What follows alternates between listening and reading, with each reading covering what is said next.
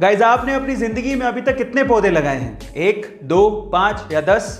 लेकिन तेलंगाना के दरीपली रमैया जी ने अपनी जिंदगी में अभी तक 1 करोड़ से ज्यादा पौधे लगाए हैं। जी हाँ गाइज, आप ठीक सुन रहे हैं, 1 करोड़ से ज्यादा पौधे। उनमें पौधे लगाने की लगन इतनी ज्यादा थी कि इसके लिए उन्होंने अपनी 3 एकड़ की जमीन तक बेच दी थी।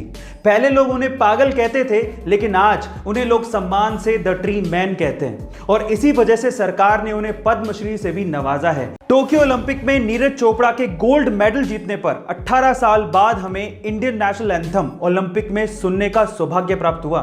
लेकिन सवाल यह है कि नेशनल एंथम की शुरुआत सबसे पहले किसने की? चलिए मैं आपको बताता हूं। सबसे पहले नेशनल एंथम की शुरुआत करने वाला देश था जापान। लेकिन मैं आपकी जानकारी के लिए आपको बता दूं कि ग्रीस ऐसा देश है जिसका नेशनल एंथम सबसे लंबा है। युगांडा ऐसा देश है जिसका नेशनल एंथम सबसे छोटा है। लेकिन साइप्रस ऐसा देश है जिसका नेशनल एंथम है ही नहीं, पर इंडिया, इसका नेशनल एंथम सबसे निराला है। टोक्यो ओलंपिक में हमारे साथ साथ हमारे पड़ोसी देशों का क्या हाल रहा, चलिए जान लेते हैं। सबसे पहले हमेशा की तरह चाइना, जिनके खिलाड़ियों ने गजब का परफॉर्म किया। चाइना ने टोक्यो ओलंपिक में 38 गोल्ड, 32 सिल्वर और 18 ब्रोंज मेडल जीतकर टोटल 88 मेडल के साथ अमेरिका के बाद दूसरा स्थान हासिल किया।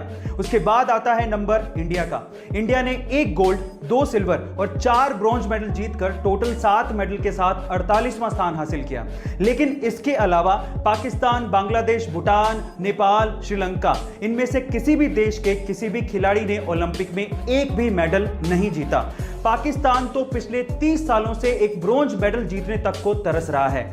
टोक्यो ओलंपिक 2020 में 12 साल बाद इंडिया के लिए गोल्ड मेडल जीतने वाले नीरज चोपड़ा पर पैसों की बारिश तो हो ही रही है, लेकिन इसके अलावा उनकी ब्रांड वैल्यू भी काफी ज्यादा इंक्रीज हो गई है। ओलंपिक में गोल्ड मेडल जीतना कोई छोटी बात नहीं होती और अपने इसी 1 गोल्ड मेडल के दम पे आज नीरज चोपड़ा विराट कोहली को भी टक्कर दे रहे हैं। गाइस, नीरज चोपड़ा इंडिया के पहले ऐसे ट्रैक एंड फील्ड एथलीट बन गए हैं जिन्हें गैटोरेड पेप्सिको का एंडोर्समेंट मिला है। इसके अलावा बड़ी बड़ी कंपनियां उन्हें एंडोर्समेंट के लिए अप्रोच कर रही हैं। इससे तो एक कहावत याद आती है कि अगर आप अच्छा भागोगे तो लोग आपको जूते भी देंगे, लेकिन अगर आप ये कहोगे कि आप मुझे जूते दो फिर मैं अच्छा भागूंगा, तो लोग आपको कुछ भी नहीं देंगे। गाइस, इसीलिए कहते हैं कि मेहनत करो और अपने दम पर वो सब चीजें पाओ जो आप चाहते हो। ऐसे अमेजिंग वीडियोस के लिए शेयर, सब्सक्राइब एंड लाइक। मिलते हैं अगली वीडियो में।